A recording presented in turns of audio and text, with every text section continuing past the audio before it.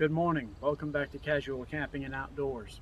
Today we're going to talk about survival knife setup.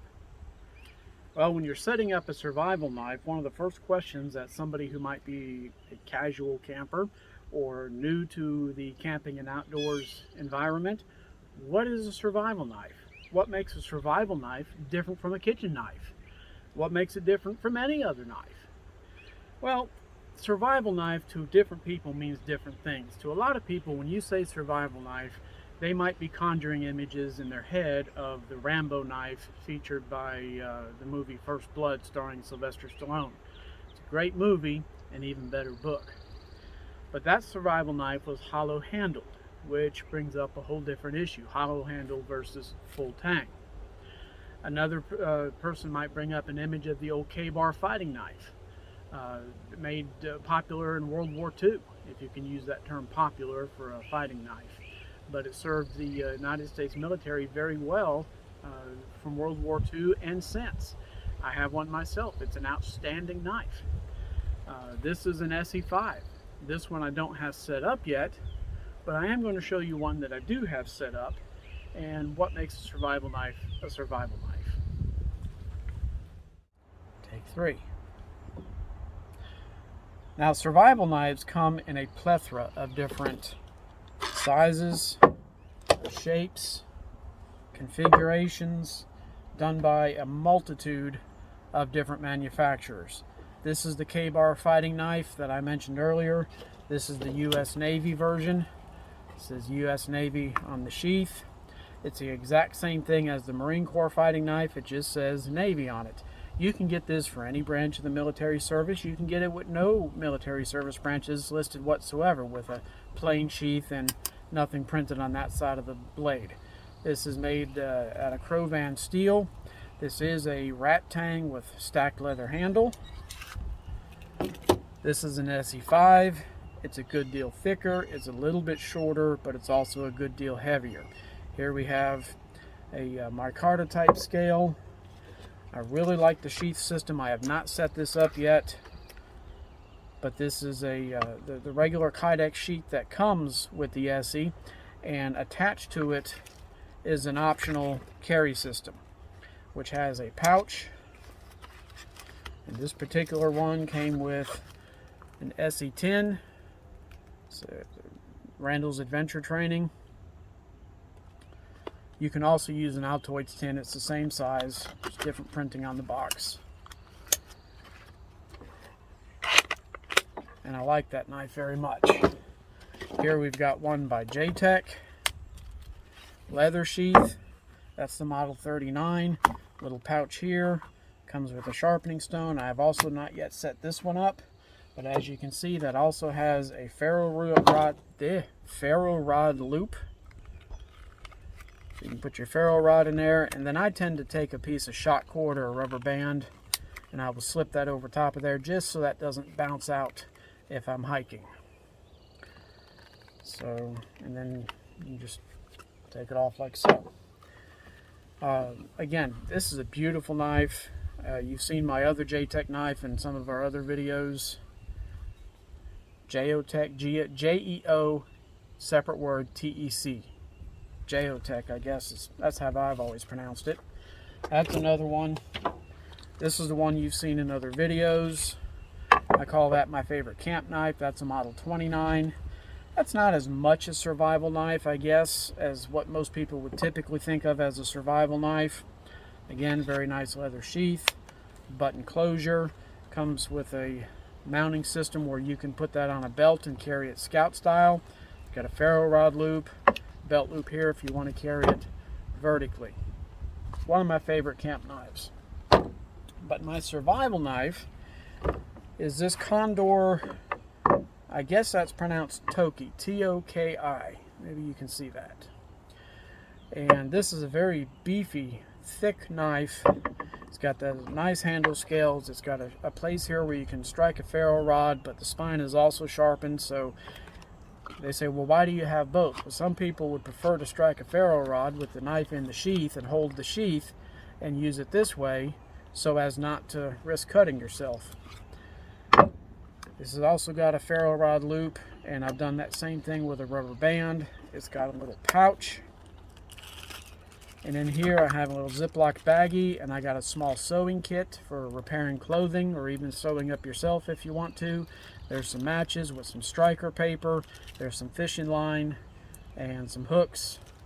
A fishing line would be probably more useful to use as a heavier duty thread for like repairing a tent or a hammock or a piece of clothing than it would for actually catching fish. I think it's only about 8 feet of line. So, and then you got this little job here. This is actually designed to strike a piece of flint or a piece of quartz to create a spark to build your fire. Well, here in Florida, flint isn't exactly laying everywhere, but it came with the knife, and that will strike a ferro rod if you wanted to use it on your ferro rod.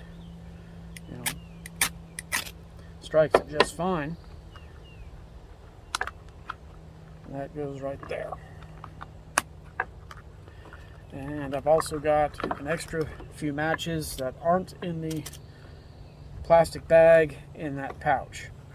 On the bottom here, I've got a Ranger band, which is basically just a really thick rubber band, but it's created by cutting up a piece of inner tube from like a bicycle. So a couple pieces of Ranger band, never hurts to have. Here we've got some more matches. And with another Ranger band holding this in, I've got a piece of fat wood. And that is plenty of fat wood to get some shavings off of and make a fire. So I've got a little bit of fire tinder. I don't know what these loops are originally intended for. I've seen somebody else say that those were belt loops to carry that scout style, but that would have to be a tiny little belt.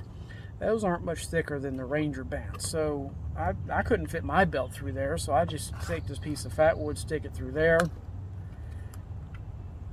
Then I will hook a Ranger band to either side of the piece of fat wood, and that just kind of puts some tension on it to keep it in place. And like I said, these other Ranger bands are just here for Ranger band purposes if I ever need it. Ranger bands are kind of like duct tape. You can repair a lot of stuff with them. And I'll do a full review on this knife a little bit later, but this is basically my survival knife setup for this particular knife.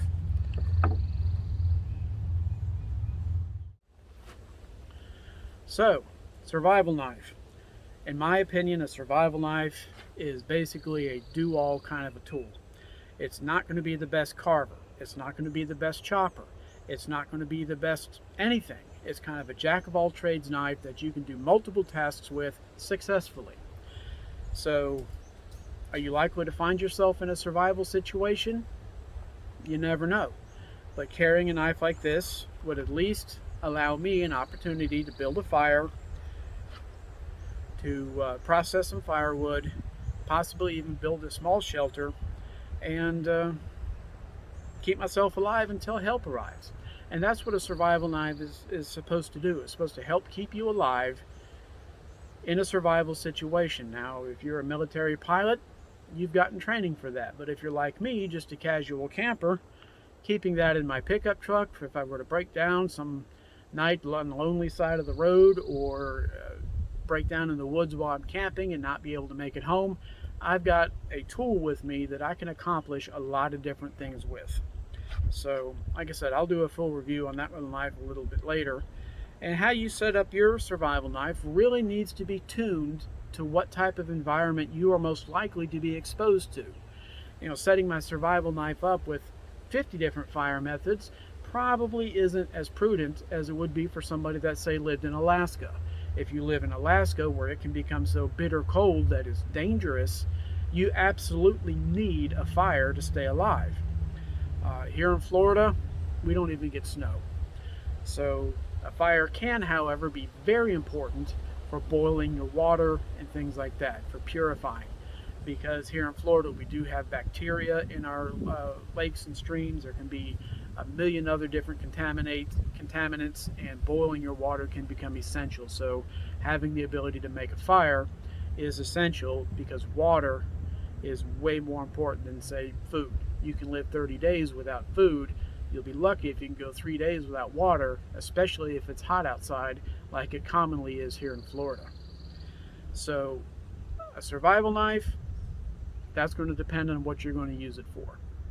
You set it up to situations that you are most likely to find yourself in. Don't worry about what everybody else does, so much as setting up your knife in a way that's going to help you in a situation if you find yourself in your own personal SHTF. It doesn't have to be the zombie apocalypse. It can be something as simple as a weather emergency, a breakdown alongside the road, whatever. It doesn't have to be the end of the world to be a survival situation. And a survival situation doesn't even really have to necessarily be life and death. Having a fire at night, if I were to break down alongside the road, is also a morale booster. It'll keep you, it'll heat your food, it'll boil your water, it'll give you light at night, things like that. It can make you more comfortable if you're stuck out overnight somewhere. Are you likely to die if you're stuck overnight alongside of a dirt road somewhere? Probably not. Especially if you're in a vehicle where you may already have some other supplies, but you might be able to make yourself a good deal more comfortable if you have the tools with you that you need to do so. So as always, thanks for joining us on Casual Camping and Outdoors, and we'll see you next time.